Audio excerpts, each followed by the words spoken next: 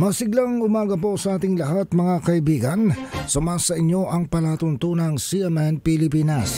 Napapakinggan live nationwide via satellite at sa mga himpilan ng radyo ng Catholic Media Network sa iba't ibang lalawigan sa ating bansa. Araw po ngayon ng Huwebes sa ka-27 araw sa buwan ng Marso. Ako po ang inyong lingkod, si Ariel Ayala. Sa atin pong mga balita sa araw na ito ng Huwebes.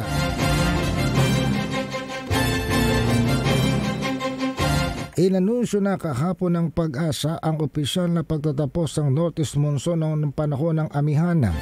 At dito simula na sa araw na ito ang pagkakaroon ng bansa ng officially tag-init, warm and dry season sa buong bansa.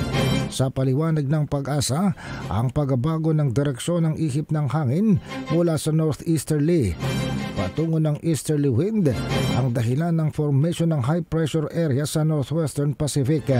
Ang pagbabago na ito ng atmospheric condition ay inaasang magdadala ng mas mainit pang temperatura sa mga susunod na linggo at buwan.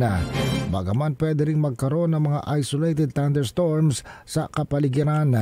Sa kabila ng pagtatapos ng monsoon season, sinabi ng Pag-asa na extreme northern Luzon ay patuloy pa rin makararanas ng paminsan-minsang pagsimoy ng malamig na hangin. Paalala ng Pag-asa sa publiko, palaging alalahanin na bawasan ng heat stress at maging mapagmatsyag sa paggamit ng water para sa personal at domestic consumption. Ang dry season sa Pilipinas na kadalasang nagmumula mula buwan ng Marso hanggang Mayo, ang panahon kung saan ito ay mataas ang temperatura, mas tuyot ang kapaligiran at mataas ang panganib ng heat-related illnesses.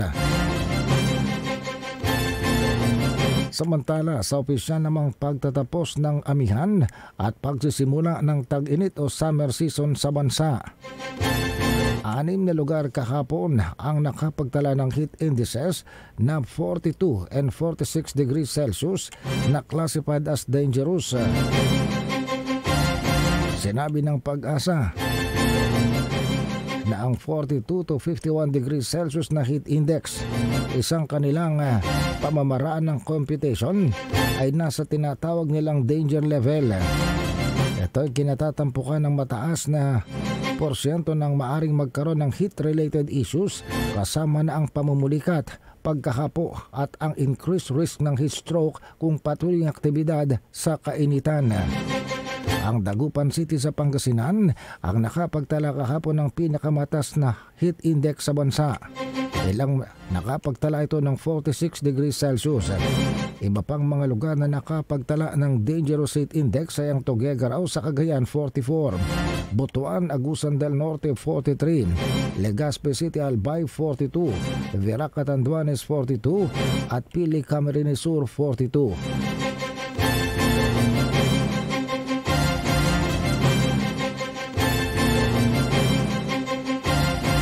Samantala, ayon pa rin sa pahayag ng Pag-asa,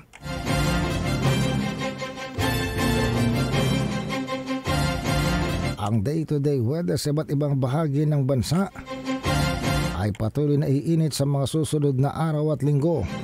Pero paalala ng Pag-asa, magkakaroon pa rin ng mga isolated rain showers.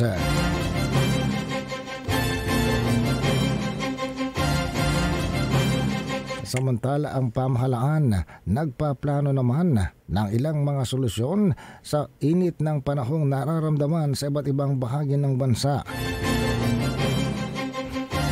Sa ganitong panahon, dumarami ang bilang ng measles cases o ng bulutong kasabay ng pag-init ng temperatura.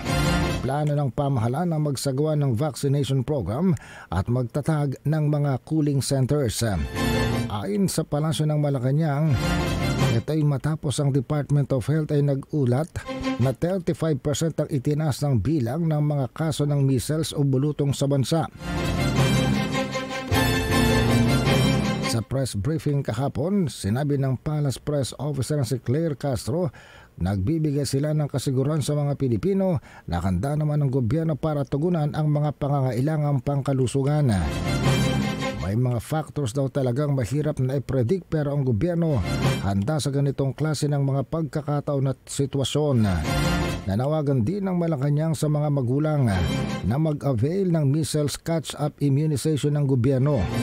Tinawag itong bakunahan sa Porok ni Juan para protektahan ang mga kabataan mula naman sa bulutong.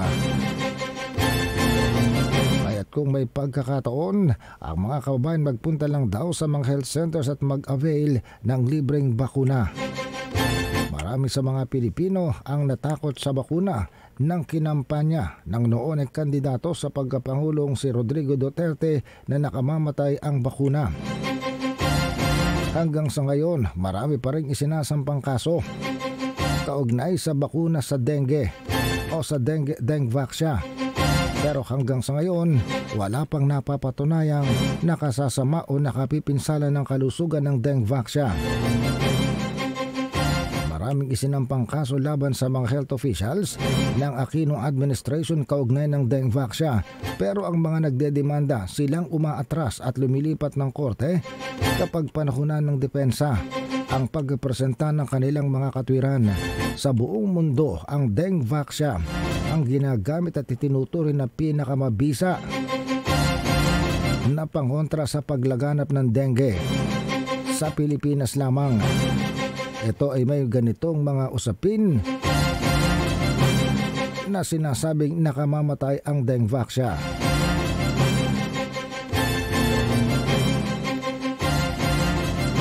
Patuloy po ang inyong pagsubaybay sa palatuntunang CMN Pilipinas.